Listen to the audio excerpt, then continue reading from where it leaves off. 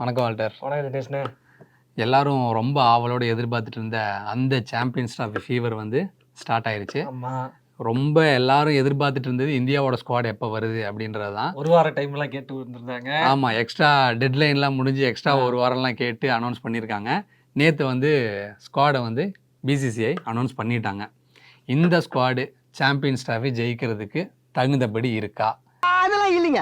2013 அப்புறம் சாம்பியன்ஸ் ட்ராஃபியை நம்ம மீண்டும் வெல்வோமா அப்படின்ற பெரிய எதிர்பார்ப்புலாம் இருக்கு. இந்த ஸ்குவாடை அந்த சாம்பியன்ஸ் ட்ராஃபி ஜெயிக்கிறதுக்கு வழிவகுக்குமா அப்படின்றத டீட்டெயிலாக இந்த வீடியோவில் நம்ம பார்ப்போம்.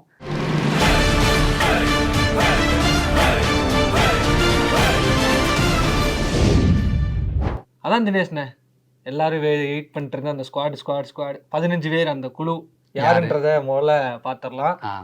அணி தலைவரா ரோஹித் சர்மா மீண்டும் இந்த இந்தியன் டீம் வந்து சாம்பியன்ஸ் ட்ராஃபில தெரிஞ்சது தானே, அது தெரிஞ்சது. ஆனா ஷாக்கிங்கான இன்னொரு விஷயம், நம்ம குட்டி சச்சின், அதாவது சச்சின் மருமகன் என்று பலராலும் வெளியில் பேசிக்கொள்ளும் சுப்மன் கில் வந்துட்டு வைஸ் கேப்டனா வந்து பதவி ஏற்றிருக்கிறாரு.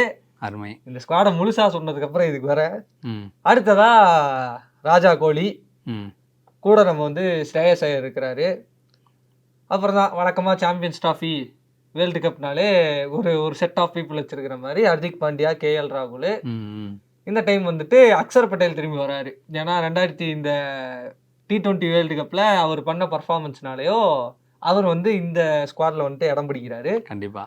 கூட நம்ம தமிழ்நாட்டு பிளேயர் வாஷிங்டன் சுந்தர் வந்துட்டு இடம் பிடிச்சிருக்கிறாரு. ஓகே. அவரு கூட இன்னொரு ஸ்பின்னரா குல்தீப் யாதவும் இருக்கிறாரு. தென் இந்த பூம்ரா, அவர் இல்லாமல் எப்படி? அவர் வந்துட்டு பிப்ரவரி ஸ்டார்டிங்ல தான் அவரோட ரெஸ்டே முடியுதான். அவரால் திருப்பி பவுலிங் போட முடியும். ஃபிட்னஸ் எல்லாம் எப்படி இருக்குன்ற கேள்விக்குறி இருக்கு. அவர் 100% ஃபிட்னஸ் இருந்தா டீமுக்கு உதவும். அதே மாதிரி இன்னொரு சீனியர் பிளேயரு, அவரும் ஃபிட்னஸ் டெஸ்ட் எல்லாம் முடிச்சு இப்பதான் திரும்பி டீமுக்குள்ள இணையறாரு. அவர் வேற யாரும் இல்ல, முகமது ஷமி. கரெக்ட். இந்த மாதிரி சாம்பியன்ஸ் ட்ராஃபி இல்ல வேர்ல்டு கப்னா கண்டிப்பா ஒரு ஹேட்ரிக் அவர்கிட்ட இருந்து எதிர்பார்க்கலாம். ஆமா, அவரு கூட வந்துட்டு டிஎஸ்பின்னு நீங்க நினைப்பீங்க, கண்டிப்பா இல்ல. டிஎஸ்பி வந்துட்டு அவரு முக்கியமான வேலையில போயிட்டதுனால அவருக்கு பதிலாக ஹர்ஷ்தீப் சிங் வந்திருக்கிறாரு. அவர் வந்து காவல்துறைக்கு வந்துட்டு உதவ போயிருக்கிறார் டிஎஸ்பி. அது கூட வந்துட்டு எஸ்எஸ்வி ஜெய்ஸ்வால், ரிஷப் பண்ட், அந்த வழக்கமான ஒரு பக்கா allrounder, the left arm bowler Ravindra Jadeja. இந்த 15 பேர் கொண்ட குழு தான் இருக்குது. இந்த குழுவோட captain Rohit Sharma, vice captain Shubman kill.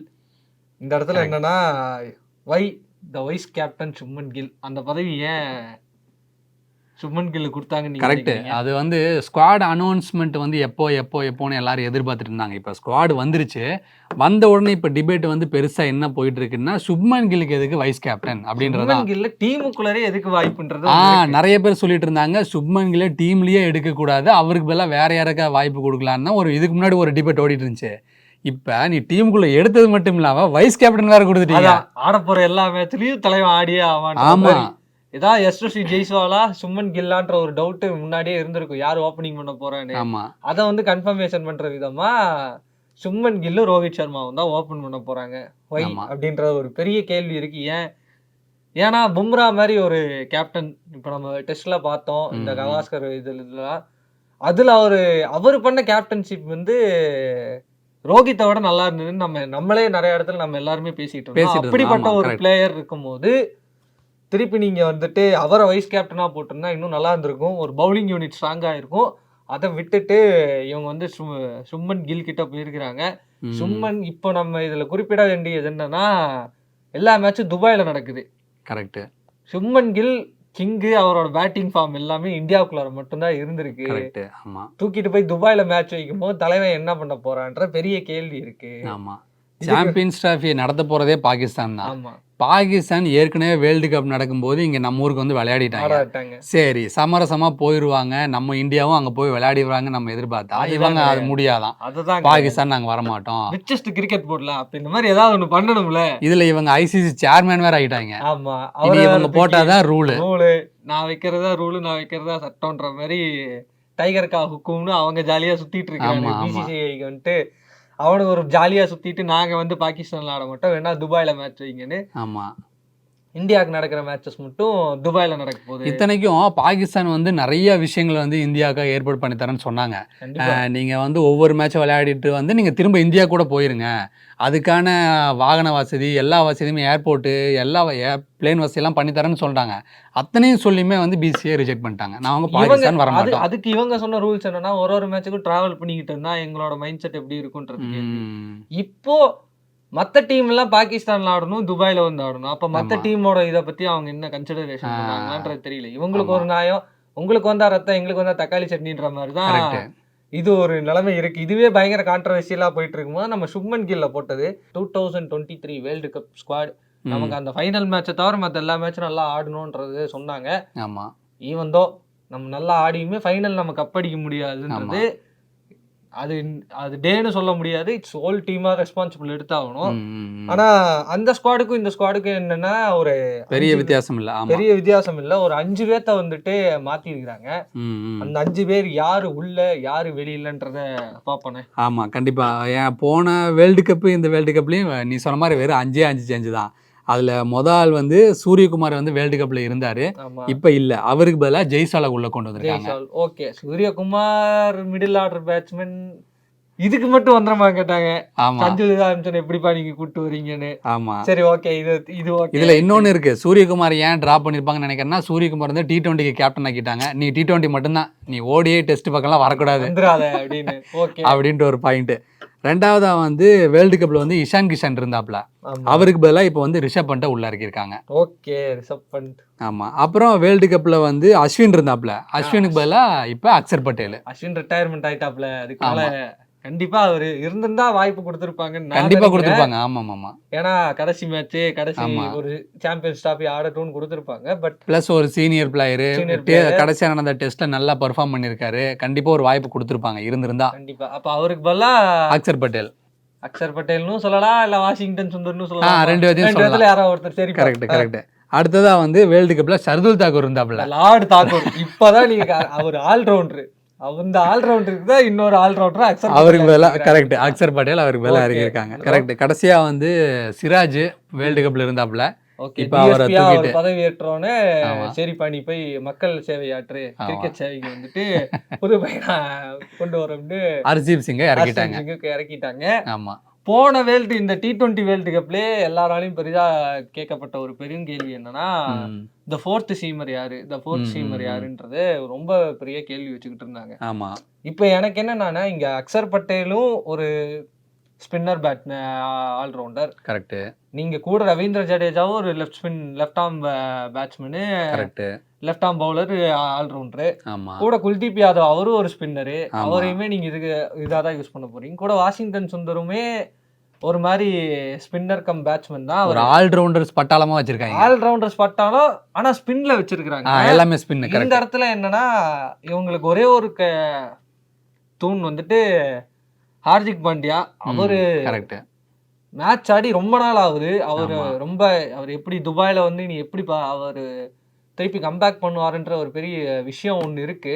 அப்படி இருக்கும்போது இப்போ ரீசெண்டா நம்ம ஒரு பயங்கரமான ஃபைண்டா வந்து இந்த டெஸ்ட்ல நம்ம பார்த்தது, நம்ம ரெட்டியை பார்த்திருந்தோம். நிதிஷ் ரெட்டியை. கரெக்ட். ஸோ நிதிஷ் ரெட்டி மாதிரி ஒரு அக்ரெசிவ் பேட்ஸ்மேன், ஒரு நல்ல மீடியம் ஃபேஸ் போடக்கூடிய ஒரு பவுலரை நீங்க எப்படி இந்த மாதிரி சாம்பியன்ஸ் டிராஃபிக் மிஸ் பண்ணி திருப்பியும் 4 ஸ்பின்னர் எப்படி ஆட வைக்க போறது இல்ல.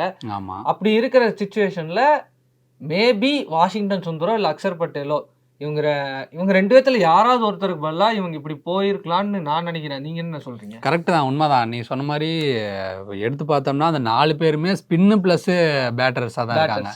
இது எதுக்கு உதவும், இல்ல துபாயில இந்த ட்ரையோ வந்து ஒர்க் ஆகும் அப்படின்னு நினைக்கிறாங்களா என்னன்னே ஒன்றும் புரியல. துபாயில் இந்த ட்ரையோ ஒர்க் அவுட் ஆகுதுன்றத தாண்டி துபாய் பிச்சர்ஸ்ல நம்ம இதுக்கு முன்னாடி IPL நம்ம பார்த்துருக்கோம். கரெக்ட். ஸ்பின் பெருசா அங்க எடுபடல. ஒரு சில மேட்சஸ் மட்டும்தான் இந்த ஸ்பின் அண்ட் டேர்ன்ல வந்து வின் ஆயிருக்கு. நல்லா ஃபாஸ்ட் பவுலிங். ஏன்னா அங்க அந்த மாய்ச்சருக்கும் அடிக்கிற காத்துக்கும் ரொம்ப நேரம் ஆடவே முடியாது. ஆமா, இப்ப 50 ஓவர் அங்க T20 ஆடினாலே நாக்கு வறண்டு போய் தான் நம்ம தோனி எல்லாம் 6 அடிச்சுட்டு முட்டி போட்டு நின்று இருந்ததெல்லாம் நம்ம பார்த்திருக்கோம். அந்த மாதிரி ஒரு ஸ்டேடியம்ல தான் இப்போ இவங்க ஆட போறாங்க. ஷார்ஜா அந்த மாதிரி எல்லா கிரவுண்ட்ல இருந்து ஆட போறாங்க. அந்த மாதிரி கிரவுண்ட்ல ஒரு 50 ஓவர் மேட்ச் 50 ஓவர் மேட்ச் நீங்க 3 ஸ்பின்னர் 3 ஃபேஸரையுமே நீங்க 30 ஓவர் போட விட்டு அதுக்கப்புறம் நீங்க எப்படி வந்துட்டு இதை தள்ள போறீங்கன்னும் போது எக்ஸ்ட்ரா ஒரு ஃபேஸர் இவங்க டீம்ல ஸ்குவாட்லயே அது வச்சிருந்துருக்கலாம். பிளேயிங் 11ல எப்படி வரலாம் மாறி வந்திருந்திருக்கலாம், அது வேற விஷயம். ஆனா இவங்க ஸ்குவாட்லயே இல்லாதது திருப்பியும் பழைய T20யோட கேள்விக்குறியா இருக்கு. ஆக்சுவலா பிரஸ் மீட்டே வந்து 12:30 மணிக்கு அனௌன்ஸ் பண்ணியிருந்தாங்க. 12:30 மணில இருந்து எல்லாரும் உட்காந்துருக்காங்க வெயிட் பண்றாங்க, வரவே இல்லை. என்ன நடந்துட்டு இருக்குன்னா அந்த நேரத்துல வந்து அங்க ஒரு மீட்டிங்கை போட்டிருக்காங்க 3 பேர். ரோஹித் சர்மாவும் அகர்கரும் கம்பீரும் ஒரு மீட்டிங்கை போட்டாங்க. 2:30 மணிக்கு 3 மணிக்கு மேலதான் பிரஸ் மீட் ஆரம்பிச்சிருக்கு. சரி, அந்த கேப்ல என்ன இவங்க பேசியிருக்காங்கன்ற தகவல்லாம் இன்னைக்கு காலையில் நமக்கு வர ஆரம்பிச்சிருக்கு. அதுதான் இப்ப நீ சொன்ன தகவல். அந்த சுவாரஸ்ய தகவல் என்னன்னு? ஆமா, அதுல 2 தகவல், முக்கியமான தகவல். கம்பீர் வந்து கேட்டது 2 விஷயம். ஒன்னு, வைஸ் கேப்டன் பதவியை வந்து ஹர்திக் பாண்டியாவுக்கு கொடுங்க அப்படின்னு கேட்டிருக்காரு. அகர்கரும் கம்பீரும் முடியாது, சுப்மன் கில்லுக்கு தான் தருவோம் அப்படின்னு சொல்லிட்டாங்க. பேக் பண்றாங்கன்னு தெரியல சுப்மன் கில்லுக்கு, அதுதான் தெரியல. அதுக்கு அந்த துபாயில தெரியும் இந்த பிரின்ஸோட நிலைமை என்னன்னு. ஆமா, அப்புறம் கம்பீர் வந்து 2வது பாயிண்ட் இன்னொன்னு என்ன கேட்டாருன்னா, ரிஷப் பண்ட்டுக்கு பதிலா வந்து சஞ்சு சாம்சனை கொண்டு போகலாம், ஸ்குவாட்ல சேர்த்திக்கலாம் அப்படின்ற ஒரு பாயிண்ட்டையும் சொல்லியிருக்காப்லையா. ஆனா அதுக்கும் அகர்கரும் ரோஹித் சர்மா வந்து முடியாதுன்னு இருக்காங்க. இது கூட ஒரு வேலைடா நம்ம சொல்லிக்கலாம். ஆமா, ரிஷப் பண்ட்டுக்கு பதிலா சஞ்சு சாம்சனா அப்படின்றது ரிஸ்க். ஏன்னா மிடில் ஆர்டர் ரிஸ்க் எடுக்க கண்டிப்பா யாரா இருந்தாலும் தயங்குவாங்க. கண்டிப்பா தயங்குவாங்க. ஏன்னா இவர் ஒரு ஃபினிஷிங் ரோல்ல இருக்கிறாப்ல. அதான் முன்னாடியே சொன்ன மாதிரி சஞ்சு சாம்சன் இந்த ஸ்குவாட் கண்டிப்பா டிசர்வ்டான ஒரு பிளேயர். ஆமா, பட் ரிஷப் பண்ட்டுக்கு பதிலா கிடையாது. ரிஷப் பண்ட்டுக்கு பதிலா ஒன்னா KL ராகுலுக்கு பதிலா இருந்திருக்கலாம். ஆமா, இல்ல நம்ம பிரின்ஸ் சுப்மன் கில்லுக்கு பதிலா இருந்திருக்கலாம். இந்த சிராஜை வந்து ஏன் டிராப் பண்ணீங்கன்னு அந்த பிரஸ் கான்ஃபரன்ஸ்லயே ஒரு கேள்வி வந்துச்சு. அதுக்கு அகர்கர் வந்து ஒரு பதில் சொன்னாரு. அகர்கரும் ரோஹித் சர்மா 2 பேரும் சேர்ந்து ஒரு பதில் சொன்னாங்க. பயங்கர ஆச்சரியமா இருந்துச்சு. இப்படி ஒரு வியூ வேற இருக்கா அப்படின்ற மாதிரி இருந்துச்சு. என்னன்னா, மக்கள் சேவை ஆற்ற போறாரு இல்ல, அதை பத்தி டிஎஸ்பி மேட்டரை பத்தி அவங்க பேசவே இல்லை.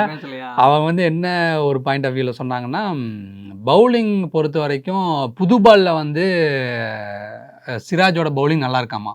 ஸ்டார்டிங்ல ஒரு 4-5 ஓவர் அந்த மாதிரி ஓவர்ல வந்து சிராஜோட நல்லா இருக்கான். பால் வந்து கொஞ்சம் கொஞ்சமா பழசாக கடைசி நேரத்தில் நிறைய ரன் கொடுத்துட்றாரு.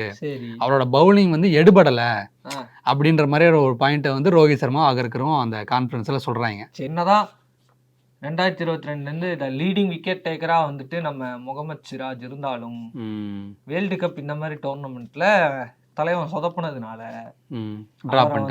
டிராப் பண்ணிட்டு ஹர்ஷ்தீப் சிங்குக்கு போயிருக்காங்க. ஹர்ஷ்தீப் சிங் யாரு பெரிய பவுலராப்பா அப்படின்னு கேட்டோம்னா, ஹர்ஷ்தீப் சிங் வந்து T20ல நல்ல ரெக்கார்டு வச்சிருக்காரு. T20ல ஒரு பயங்கர ரெக்கார்டு. பட் ஆனா ODI அவருக்கு வந்து ஒரு புது ஃபார்மேட் தான் என்ன பொறுத்த வரைக்கும். இது வரைக்கும் 5-6 மேட்ச், ஒரு 9 மேட்ச்க்குள்ளதான் ஆடி இருக்கிறாரு. ஒரு 4-5 விக்கெட் தான் எடுத்திருக்கிறாப்ல. எக்கானமி ஓரளவுக்கு டீசெண்டா வச்சிருக்கிறாரு. ஏன்னா ODIங்கும் T20ங்கும் போது 4 ஓவர் தான். நம்ம வந்துட்டு எப்படியும் கண்டெயின் பண்ணி போட்டுடலாம். ஆனா இதுல 50 ஓவர் நீங்க 10 ஓவர் நீங்க போடும் போது கொஞ்சம் எப்படியும் ஏதாவது 2-3 ஓவர் லூஸ் ஓவர் வரதுக்கு வாய்ப்பு இருக்கு. கண்டிப்பா ஆகும். நம்ம இவ்வளவு நேரம் எதிர்பார்த்துட்டு இருந்த அந்த ஸ்ரேயஸ் ஐயர் ஏன் எடுத்திருக்காங்க ஸ்குவாட்ல அப்படின்னு ஒரு கேள்வி வந்துச்சுல, அந்த கேள்விக்கு இது பதில் சொல்லும். 11 இன்னிங்ஸ் தனியா ரஞ்சி டிராஃபி ஆடிக்கிட்டு இருக்கிறான், கூப்பிட்டு திருப்பி நீங்க வந்து வாங்கடா அப்படின்னு.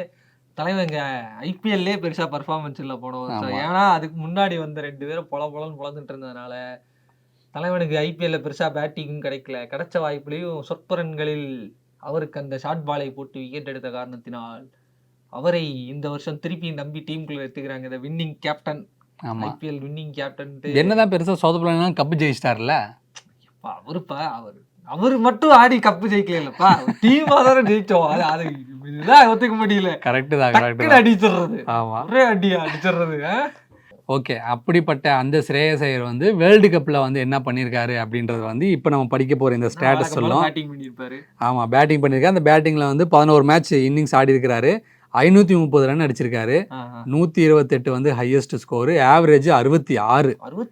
ஆமா, 54 தான் சொன்னீங்க, தலைவர் 66. ஆமா, 66. அப்புறம் 2 செஞ்சுரி அடிச்சிருக்காரு, 3 50 அடிச்சிருக்காரு. 2023ல மக்களே நல்லா நோட்டீஸ் பண்ணீங்க. 2023ல ஆமா, இப்போ வந்து 2023 தான் தலைவர் வந்து இன்ஜுரி கழுத்து வராப்புல.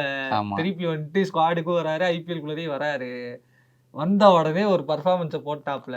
ஆமா, போட்டு கொஞ்ச நாள்ல திருப்பி பழைய குருடி கதவை தாடின்ற ஷார்ட் பாலுக்கு வந்து திருப்பி அவுட் ஆக ஆரம்பிச்சிட்டாப்ல.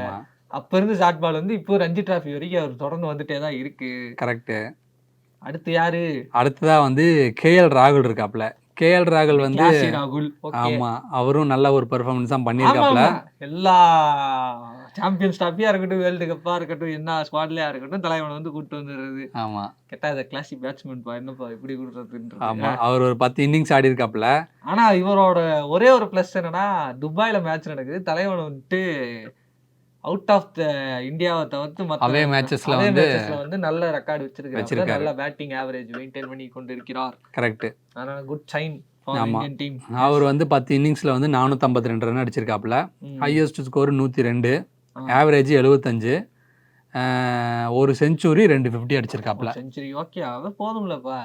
நம்ம எதிர்பார்த்துட்டு இருந்த அந்த ஒரு பிளேயர் எங்கப்பா? நானும் ரொம்ப நேரமா லிஸ்ட்ல எங்க எத்தனாவது இடத்துல தலைவன் வருவான்னு பார்த்துட்டு இருக்கேன். இந்த வைஸ் கேப்டன் வந்து லிஸ்ட்ல வந்து அதல பாதாளத்துல இருக்காரு. அவனை அடி பண்ணி. ஆமா, அதல பாதாளத்துல இருக்காரு. அவரு வந்து வேர்ல்டு கப்ல 9 இன்னிங்ஸ் ஆடி இருக்காப்ல. 9 இன்னிங்ஸ்ல வந்து 354 ரன் அடிச்சிருக்காரு. Highest score 92. சரி, ஆவரேஜ் ஒரு 44 வச்சிருக்காப்ல. 44 ஓடிஐல. ஓகே. ஆமா, ஒரு 450 அடிச்சிருக்காப்ல. செஞ்சுரி ஒண்ணுமே இல்ல, 450 அடிச்சிருக்காரு. அதான் ஆன 9 மேட்ச்ல 4 மேட்ச்ல வந்து 50 அடிச்சிருக்காப்ல. ஆமா, மிச்ச மேட்ச்ல சர்பனன்கள்ல 24 ரன்ல அவுட் ஆயினாரு. ஆமா, இதுவும் 2023. அதாவது நம்ம Shubman Gill on his prime. ஆமா, ஜிடில வந்து தலைவன் ஒரு நல்ல பீக்ல இருந்த டைம்னு வெச்சுக்கலாம். ஜிடில வந்து தலைவன் பீக்ல இருந்த டைம். ஒரு பேட்ஸ்மேனா சாய் சுதர்சன் வருவோம் இருங்க, அவரை பத்தி பேசி. சாய் சுதர்சன் கூட சேர்ந்து பயங்கர பொலன்னு பொலந்து ஒரு மாதிரி பயங்கர ரெக்கார்டு மெயின்டைன் பண்ணி கொண்டிருந்த வருஷம் 2024. அப்படி அவருக்கு அமைஞ்சுதானா? கண்டிப்பா இல்ல. போற இடத்துலயே அடி, உள்ளூர்லயே அடின்ற மாதிரி ஆடுற எல்லா மேட்சத்தையும் தலைவனை போட்டு பொலன்னு பொலந்தாங்க. சரி, இது வேர்ல்டு கப். இந்த இது நடந்து முடிஞ்சோடனே கம்பீரியரால ஸ்ரீலங்கா டூர் ஒன்று போனோம்.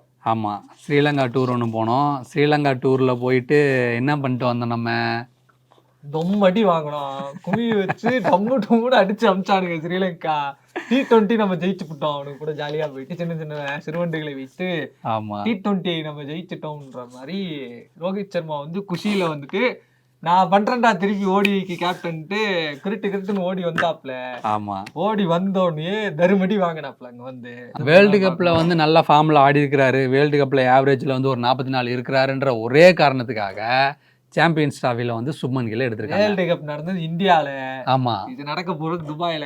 கரெக்ட். படிச்சு சொன்னாலும் கேட்க மாட்டாங்க. ஸ்ரீலங்கால நடந்த மேட்ச்ல சுப்மன் கில் வந்து 19 ஆவரேஜ். ஸ்ரீலங்கால இல்ல, இந்தியா விட்டு நீங்க வேற எங்க கூட்டு போனாலும் தருமடி வாங்குவாப்ல தலைவன். சரி, அது வந்து ஊருக்கே தெரிஞ்சது. துபாய் நம்ம ஐபிஎல் பார்க்கும்போதே நமக்கு தெரிஞ்சிருக்கும். ஒரு சில மேட்சஸ் எல்லாம் எப்படி எப்படிதான் இது ஆடும் அப்படின்ற மாதிரி ஒரு கிளைமேட்டிக் சுச்சுவேஷன். இப்போ ஃபர்ஸ்ட் நம்ம எடுத்துட்டோம்னா டியூ கண்டிஷன்லாம் வர எப்படி பால் சரக்குன்னு போகும். நம்ம டியூ கண்டிஷன்ற வார்த்தையெல்லாம் கத்துக்கிட்டது துபாய் மேட்ச் பார்க்க ஆரம்பிச்சோம். டியூ ஃபேக்டர்ன்ற ஒன்று எடுத்தோம். அந்த பவுலிங் ஃபர்ஸ்ட் இருக்கணும் அப்படின்ற மாதிரி விஷயங்கள் எல்லாம் நம்ம துபாய் மாதிரியான கிரவுண்ட் அங்கிருந்து கத்துக்கிட்டதா. அதை நம்ம வந்து இந்தியால இப்போ ஐபிஎல்ல வந்துட்டு செகண்ட் பேட்டிங் பண்ணும்போது டியூ இருக்கும், டியூ ஃபேக்டர் பத்தி பாக்குறீங்களான்ற விஷயங்கள்லாம் இருக்கு. அதே மாதிரி இந்த ஸ்குவாட்ல நீங்க ஒரு 3 பேர்த்த ரீப்ளேஸ் பண்ணணும் அப்படின்னா யார் ரீப்ளேஸ் பண்ணுவீங்க? சுப்மன் கில்ல கண்டிப்பா ரீப்ளேஸ் பண்ணுவேன். ஓகே, சுப்மன் கில்ல யார் கூட ரீப்ளேஸ் பண்ணுவீங்க? சுப்மன் கில்லுக்கு பதிலா கண்டிப்பா நான் வந்து சஞ்சு சாம்சனை ரீப்ளேஸ் பண்ணுவேன். சஞ்சு சாம்சன் தான் அந்த இடத்துக்கு ஒரு பெரிய இப்போ அடுத்த இடத்துல தகுதியான ஒரு ஆளாக நான் பார்க்குறேன். அவருக்கு அடுத்ததாக ரீப்ளேஸ் பண்ணுற மாதிரி ஆள் நம்ம முன்னாடியே சொன்ன மாதிரி தான். 4 ஸ்பின்னர்ஸு ப்ளஸ் பேட்டர்ஸாக நம்ம போகிறோம். அதில் ஒருத்தரை குறைக்கலாம் எனக்கு கேட்டால். ஓகே, அதில் ஒருத்தரை குறைச்சிட்டு அந்த ஒருத்தர் யாரை குறைக்கலான்றது ஒரு பெரிய இதாக தான் இருக்குது. ஒரு எனக்கு தெரிஞ்சு குல்தீப் யாதவ் வேணால் தூக்கலான்னு தோணுது.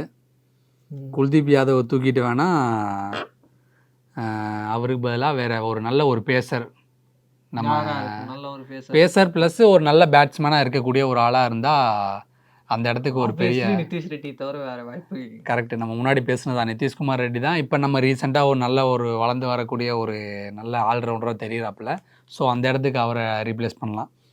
மற்றவங்களை எனக்கு 3வது ஆள் தொடர மாதிரி எனக்கு யாருமே இல்லை. 3வது ஆள் ஸ்ரேயஸ் ஐயரை வேணா தொடலாம். ஆனால் ஸ்ரேயஸ் ஐயரை தொடா கோச்சுக்குவாங்க. தொடுங்க, தூக்குங்க. நான் வந்துட்டு ஓப்பனாவே சொல்றேன், Shubman Gill doesn't deserve the squad. அவர் இந்த இடத்துல அவருக்கு நீங்க வந்துட்டு போடா போயிட்டு ரஞ்சி டிராஃபி ஆடு, அவர் வந்து டொமஸ்டிக் கிரிக்கெட்ல நிறைய ஆட சொல்லி வச்சுட்டு அவரை டைம் கொடுத்து இன்னும் க்ரோம் பண்ணிட்டு வந்தாருன்னா he can become a good player. அவருக்கு பதிலாக டெஃபினட்டா வேற சான்ஸே இல்லை, சஞ்சு சாம்சன் தான். இந்த இடத்துல நான் வந்துட்டு குல்தீப் யாதவ் டீம்ல வச்சுட்டு அக்சர் பட்டேலை வந்துட்டு நான் வெளியே உட்காருப்பேன். ஏன்னா ஜடேஜா, குல்தீப் யாதவ், அக்சர் பட்டேல் 3 பேரும் ஒரே ஸ்டைல். நான் முன்னாடி சொன்ன மாதிரி தான்.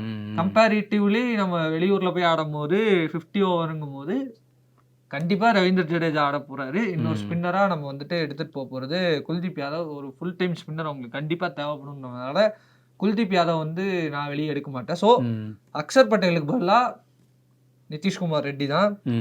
அதுக்கு அடுத்த ஒரு பிளேயர் நான் வெளியே ஏத்தணும், அவருக்கு பதிலா மாத்தணும்னா த நன் அதர் சாய்ஸ் ஸ்ரேயஸ் ஐயர். அவருக்கு பதிலா ஒரு லெஃப்ட் ஹேண்ட் பேட்ஸ்மேனா நான் வந்து திலக் வர்மாவுக்கு வந்துட்டு வாய்ப்பு கொடுப்பேன். திலக் வர்மாவோ அல்லது ரிங்கு சிங்கோ அந்த ஒரு வாய்ப்பை கொடுக்கும் போது என்ன ஆகும்னா, மேபி ரிஷப் பண்ட்டுக்கு ஒரு கம்ஃபர்ட் ஜோன் வரும். அந்த ஒரு ஃபினிஷிங் ரோல்ல அவர் ப்ரெஷர் எடுத்து ஆடுறதுக்கு பதிலா இவங்க 2 பேத்துல யாராவது ஒருத்தர் அந்த ஃபினிஷிங் ரோல்ல வந்துட்டு வருவாங்க. ஹர்திக் பாண்டியா கூட அந்த ரோல்ல வந்து பண்ணும்போது, ஏன்னா நமக்கு ரோஹித் சர்மா இருக்காரு, எஸ்எஸ்வி ஜெய்ஸ்வால் இருக்காரு, சஞ்சு சாம்சன் இருக்கும் போது விராட் கோலின்னு இவங்களே ஒரு டாப் ஆர்டர் ஃபில் பண்ணிட்டாங்கன்னா திருப்பி அந்த இடத்துல ஸ்ரேயஸ் ஐயர்ன்றது எனக்கு கேள்வி தேவையில்லை. அதான் அந்த இடத்துல நம்ம கிளாசிக் ராகுல்னு ஒரு பிளேயரையும் வச்சிருக்கோம்.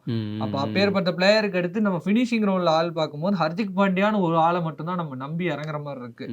அந்த இடத்துல ரிஷப் பண்ணிட்டு மிடில் ஆர்டர் நம்ம வந்து இந்த மாதிரி விக்கெட்ஸ் போகும்போது அவர் வந்துட்டு அந்த விக்கெட்டை வந்து கொஞ்சம் நிக்க வச்சு ஒரு பாலை வந்து ப்ளே பண்ணக்கூடிய ஆள்ல இருந்துட்டு ரிஷப் பண்ணிட்டு இருக்கலாம். அப்படி இருக்கும்போது ஃபினிஷிங் ரோல்ல வந்து ஹர்திக் பாண்டியாக்கோ இல்ல இவங்க 2 பேத்துல யாராவது ஒருத்தர் விக்கெட் இருந்தாலுமே ஒரு டிபெண்டன்சி வந்துட்டு அதுக்கடுத்து வர எந்த பிளேயர்கிட்டையும் நம்ம வந்து பெருசா ஹிட்டிங் நம்ம எதிர்பார்க்க முடியாது. Ravindra Jadeja maybe 1 or 2 matches அவருக்கு அந்த டேவா இருந்தா நம்ம எதிர்பார்க்கலாம் ஜடேஜா கிட்ட ஒரு ஃபினிஷிங். இல்லைன்னா வாய்ப்பே இல்லை. வேற யாரும் அந்த ஒரு சரிப்பா இருக்காம்பா பார்த்துப்பான்றதுனால தைரியம் வந்துட்டு யாருமே இந்த ஸ்குவாட்ல ஒரு ஃபினிஷிங் ரோல்ல கொடுக்காத போது நான் மேபி ரிங்கு சிங்கோ இல்ல திலக் வர்மா மாதிரி வளர்ந்து வரும் யங்ஸ்டர் நல்ல ஒரு ஃபினிஷிங்க்கு ஒரு அவங்கள க்ரூம் பண்ணி இன்னுமே அவங்கள வந்து இந்த ஸ்குவாட்ல நிரப்பலாம்னு நான் பாக்குறேன். என்னோட டீம்ல நான் அப்படியேதான் வைஸ் கேப்டனா போடும்போது நான் தான் ரிஷப் பண்ணிட்ட சொல்ல மாட்டேன். ரிஷப் பண்ணிட்ட கூட நம்ம கண்டிப்பா நம்ம வந்து ரெக்கமெண்ட் பண்ணலாம். ஏன்னா ஒரு விக்கெட் கீப்பர், அவருக்கு வந்து அந்த கிரவுண்ட்ல அந்த ஃபீல்டிங்ல இருந்து எல்லாமே தெரியும். டிஸ்கஸ் வித் கேப்டன், அவர் வந்து எந்த முடிவு எடுக்கலாம், இந்த பவுலரை மாத்தலாம் அப்படின்ற மாதிரி அவருக்கு ஒரு ஐடியா கிடைச்சிட்டே இருக்கும். ஒரு விக்கெட் கீப்பர் வந்து எவ்வளவு பெரிய ஆங்கர் ரோல் பண்ணுவாங்க நம்ம எம்எஸ் தோனியை பார்த்தே நம்ம கத்துருக்கோம், கில்கிஸ்ட பார்த்து கத்துருக்கிறோம், நிறைய சங்ககாரா, இந்த மாதிரி நிறைய விக்கெட் கீப்பிங் கேப்டன்ஸ் வந்து நம்ம இதுக்கு முன்னாடி பார்த்துருக்குறோம். ஸோ மேபி எனக்கு கேட்டிருந்தா ரிஷப் பண்ட் வந்துட்டு ஒரு டெஃபினட் சாய்ஸ் ஆஃப் வைஸ் கேப்டனா நம்ம போட்டு இந்த டீமை வழி நடத்தி இருந்திருக்கலாம். நன்றி.